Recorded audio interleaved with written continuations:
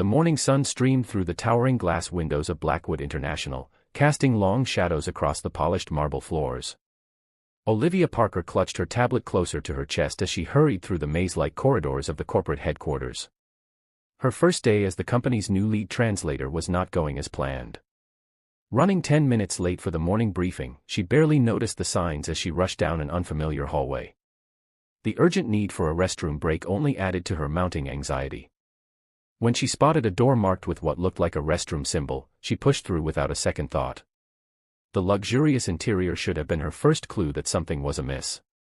Instead of the standard corporate bathroom she expected, she found herself in what appeared to be a private spa area. The air was heavy with the scent of eucalyptus, and soft classical music played from hidden speakers. "This can't be right," she muttered, turning to leave, but fate had other plans. The sound of running water stopped abruptly, and before Olivia could retreat, a tall figure emerged from around the corner. James Blackwood, CEO of Blackwood International, stood before her in nothing but a towel, water still dripping from his broad shoulders. Time seemed to freeze as their eyes met. Olivia's breath caught in her throat as recognition dawned on both their faces. She had seen his photos in the company newsletters and annual reports, but they didn't do justice to his commanding presence. "This is a private executive spa," he stated, his voice cool and controlled despite the situation. "Care to explain why you're here?" Olivia's mind raced for a plausible explanation. I was looking for the restroom. I'm new here and got lost," she gestured vaguely toward the door, trying desperately to keep her eyes fixed on his face rather than his well-defined physique. "The employee restrooms are 2 floors down," he replied, raising an eyebrow. "This floor is restricted access only." "I'm so sorry, Mr. Blackwood. I'm Olivia Parker, your new lead translator. It's my first day, and I was running late for the morning briefing," she trailed off, realizing she was rambling. A flash of recognition crossed his features. "Miss Parker, you're the one with the impressive credentials from Geneva." Yes, sir. Though right now I'm feeling more like an embarrassed intern than a qualified professional." She attempted a self-deprecating smile, hoping to diffuse the tension. James's expression remained unreadable as he studied her. "The briefing starts in 5 minutes. I suggest you find your way to the correct floor and appropriate facilities quickly." "Of course, right away." Olivia turned to leave, but her heel caught on the plush carpet. She stumbled forward, instinctively reaching out to catch herself. Her hand landed squarely on James's chest, and for a brief moment, she felt his heart racing beneath her palm. Their eyes met again, and this time, something electric passed between them. James's hand had automatically moved to steady her, gripping her elbow with surprising gentleness. "I'm sorry," she whispered, pulling away as if burned. "This is not how I planned to make my first impression." A hint of amusement flickered across his face, gone so quickly she might have imagined it. "No, I suppose it wasn't. We'll discuss your navigation skills later, Miss Parker. For now, you have a meeting to attend." Olivia nodded and practically fled from the room, her cheeks burning with embarrassment. As she finally found her way to the correct floor and meeting room, she couldn't shake the feeling that her life at Blackwood International was going to be anything but ordinary. What she didn't see was James watching her leave, a thoughtful expression replacing his usual stern demeanor. For the first time in years, something had managed to crack his carefully maintained facade of indifference. Whether that was a good thing remained to be seen. Testing her limits. The following week proved that James Blackwood hadn't forgotten their awkward first encounter. Olivia found herself drowning in an avalanche of work, each task more demanding than the last. It became clear that he was testing her limits, perhaps hoping she would crack under pressure. A stack of contracts landed on her desk early Monday morning, accompanied by a terse note in James's precise handwriting, complete by noon. No errors. The documents were complex legal agreements in German, Mandarin, and Arabic, requiring not just translation but cultural adaptation for each market. Olivia squared her shoulders and dove into the work. She might have made a fool of herself in their first meeting, but she hadn't earned her reputation by backing down from challenges. Her fingers flew across the keyboard as she meticulously translated each document, cross-referencing industry-specific terms and ensuring cultural nuances were preserved. At exactly 11:55 a.m., she walked into James's office with the completed translations. He looked up from his computer, surprise briefly flickering across his features before his usual mask of indifference returned. "You're early," he remarked, accepting the stack of documents. "I allowed time for review," Olivia replied calmly, though her heart was racing under his scrutiny. James began examining the translations, his expression growing increasingly frustrated as he failed to find any significant errors. Finally, he set the papers down and fixed her with an intense stare. "Your technical skills match your credentials," he conceded. "But let's see how you handle pressure in real time." The next day, Olivia found herself thrown into a video conference with Japanese investors, translating complex financial terms with no preparation. She maintained her composure, even when James deliberately used obscure industry jargon to test her knowledge. As days passed, the challenges grew more demanding. James would schedule last-minute meetings requiring her to translate hours of technical discussions with little notice. He'd drop urgent documents on her desk moments before she was planning to leave for the day, watching with barely concealed interest as she tackled each task without complaint. But Olivia wasn't just surviving, she was thriving. Her quick wit and adaptability began to earn respect from other executives, who noticed how she could seamlessly switch between languages while maintaining the nuanced meaning of complex negotiations. One particular afternoon, during a crucial meeting with German investors, James was surprised to hear Olivia not just translating his words but subtly improving them. She added cultural context and smoothed over potential misunderstandings before they could arise, all while maintaining the essence of his message. After the meeting, he called her into his office. Olivia entered, expecting another impossible task. Instead, she found him standing by the window, his usual stern expression replaced by something more contemplative. "You changed my phrasing during the meeting," he stated, turning to face her. "I adapted it for cultural context," she corrected. The direct translation would have seemed too aggressive to German sensibilities. "I maintained your message while ensuring it would be received as intended." A ghost of a smile touched his lips. "Most translators wouldn't dare take such initiative." "Most translators haven't accidentally walked in on their boss in a private spa," she replied before she could stop herself. "I figured my career here couldn't get more precarious." To her astonishment, James actually chuckled. The sound was rich and warm, completely transforming his usually severe features. For a moment, Olivia caught a glimpse of the man behind the corporate mask, someone younger and more approachable than his reputation suggested. "You continue to surprise me, Miss Parker," he said, his voice softer than she'd ever heard it.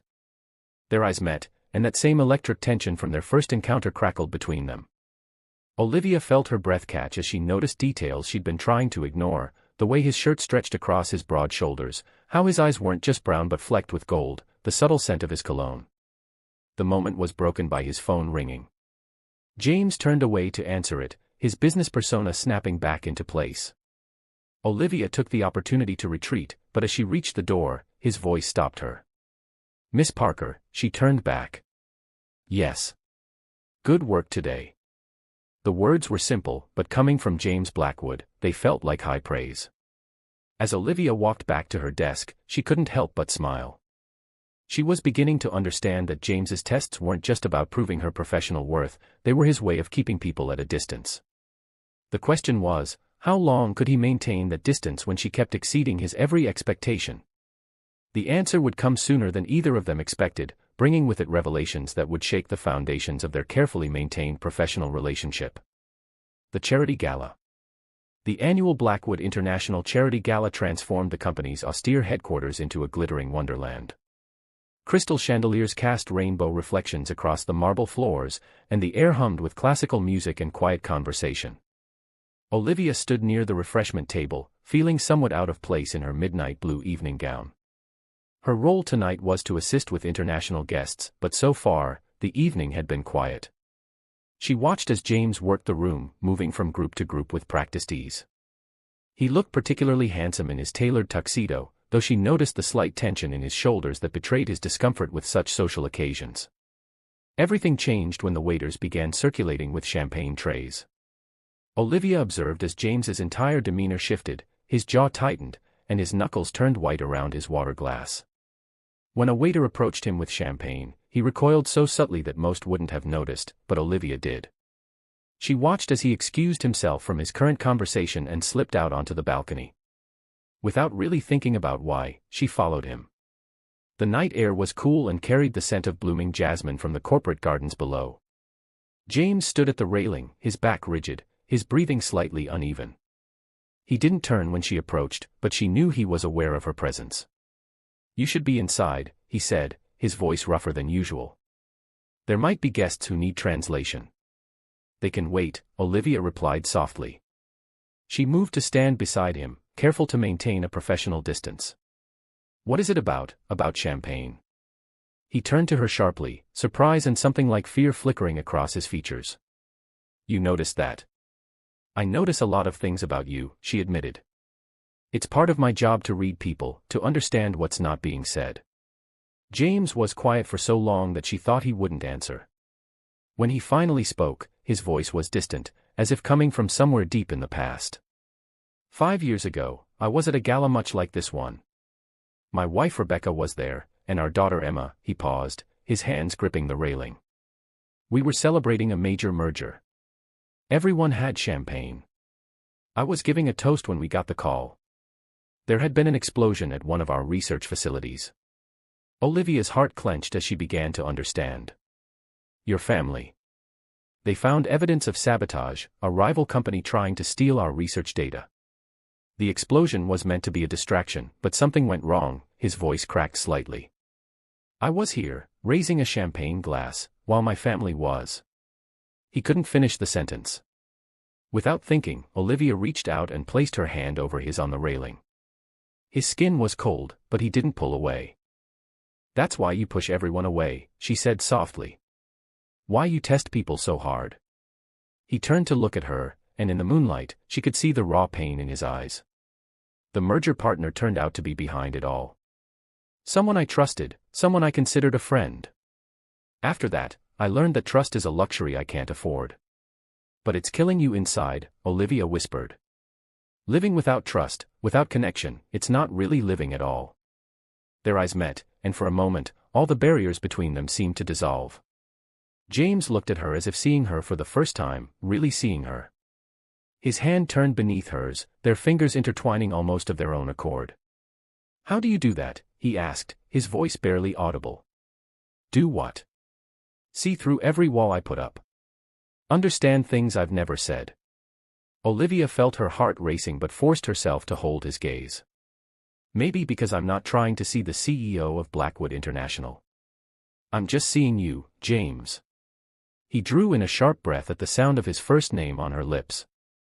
They stood there, hands joined, hearts beating in sync, while the party continued inside. It was a moment of perfect understanding, of walls crumbling and truths being revealed. But then a burst of laughter from inside shattered the spell. James pulled his hand away and stepped back, his professional mask sliding back into place. Yet something had changed. Olivia had seen behind that mask, had touched the real man beneath it. As they returned to the gala separately, both knew their relationship had shifted irrevocably. The question was no longer whether they could maintain professional distance, but whether they could survive the inevitable collision of their personal and professional worlds. Paris interlude. The Paris business trip wasn't supposed to be complicated. 3 days of negotiations with French investors, standard contract reviews, and then back to New York. But from the moment their private jet touched down at Charles de Gaulle Airport, something felt different between Olivia and James. Perhaps it was the lingering effect of their conversation at the gala, or maybe it was simply being away from the familiar confines of Blackwood International. Whatever the cause, the careful distance they'd maintained began to crack. The first day of meetings went smoothly. Olivia's French was impeccable, and she navigated the cultural intricacies of European business with practiced ease. James found himself watching her more than he should, noticing the graceful way she shifted between languages, how her eyes lit up when she smiled, the subtle ways she anticipated his needs before he could voice them.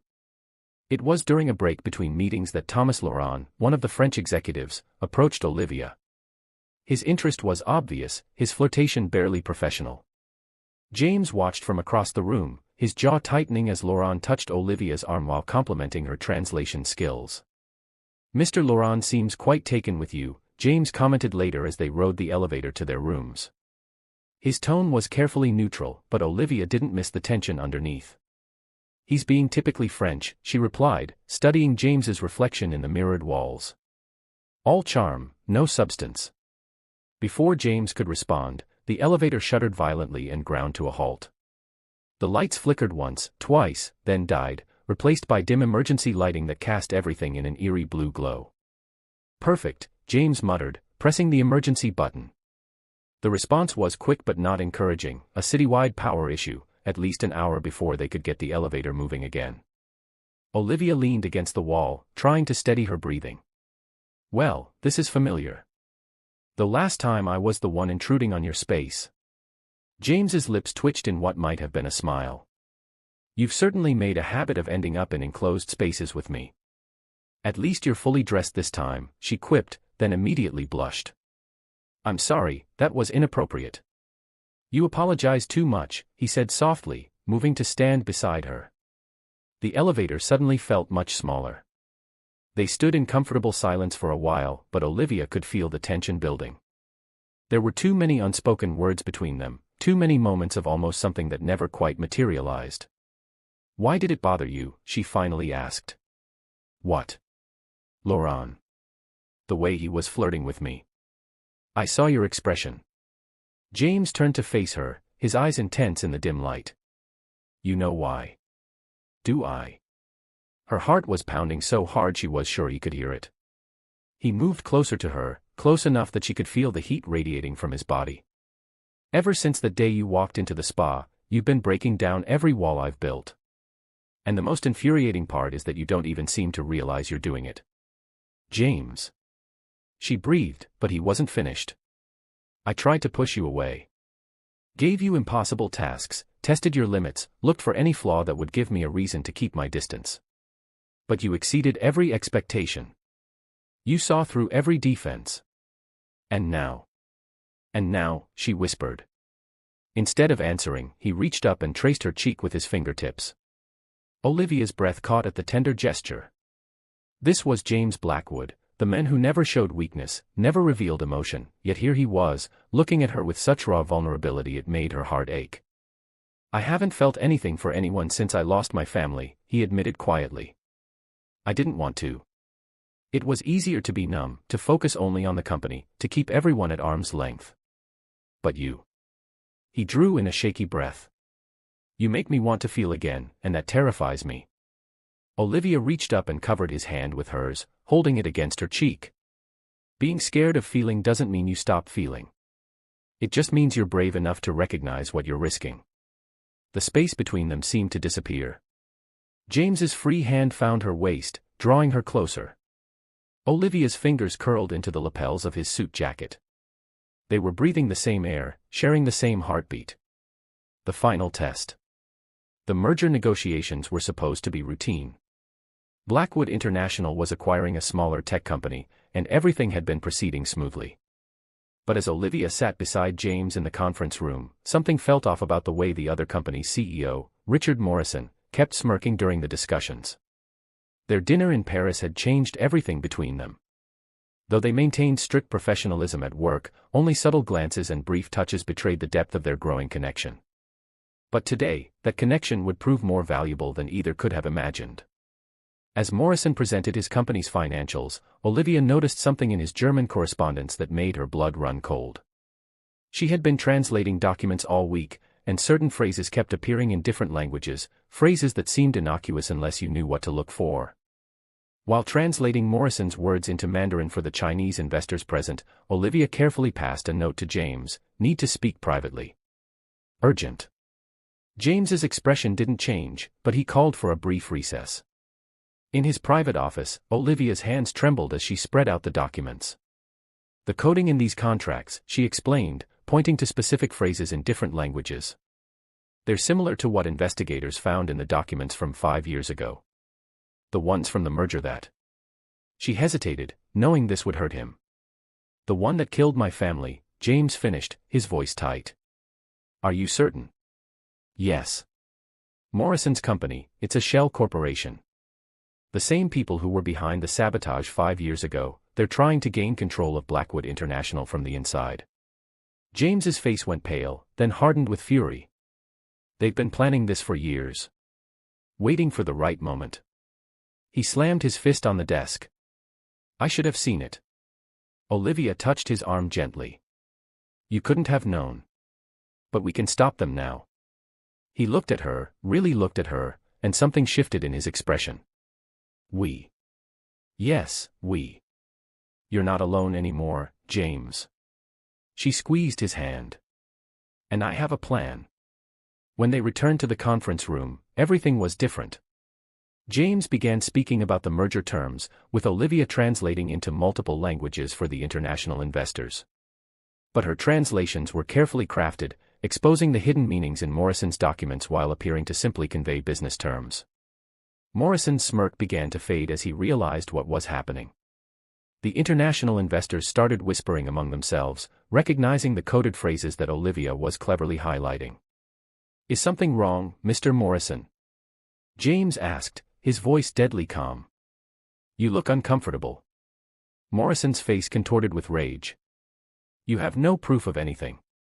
Actually, Olivia interjected, sliding forward a stack of translated documents, we have proof in 6 different languages. Every coded message, every hidden clause, every connection to the shell companies involved in the incident 5 years ago. The room erupted into chaos. Morrison tried to flee but was stopped by security. The investors demanded explanations, and evidence was presented to the authorities who had been quietly summoned. Hours later, after the dust had settled and statements had been given, James found Olivia in her office. She was still there, organizing the evidence for the investigation. You saved my company, he said quietly, closing the door behind him. I saved more than that, she replied, turning to face him. I saved you from letting them hurt you again. James crossed the room in 3 strides and pulled her into his arms. This time there was no hesitation, no holding back. His lips found hers in a kiss that spoke of gratitude, admiration, and something much deeper. When they finally parted, James rested his forehead against hers. When you first walked into that spa, I thought you were going to be nothing but trouble. Olivia laughed softly. I was the best kind of trouble. His expression grew serious. I spent 5 years building walls, convinced that letting anyone close would only lead to more pain. But you didn't try to break down those walls. You simply showed me that it was safe to open the door. And now, she asked, her heart racing. Now I'm done hiding. Done being afraid to feel. He cupped her face in his hands. I love you, Olivia Parker. Not just for saving my company, but for saving me. For showing me that trust isn't a weakness and that love is worth the risk. Tears shimmered in Olivia's eyes. I love you too. All of you, the stern CEO, the wounded man, the person you're becoming who isn't afraid to feel anymore.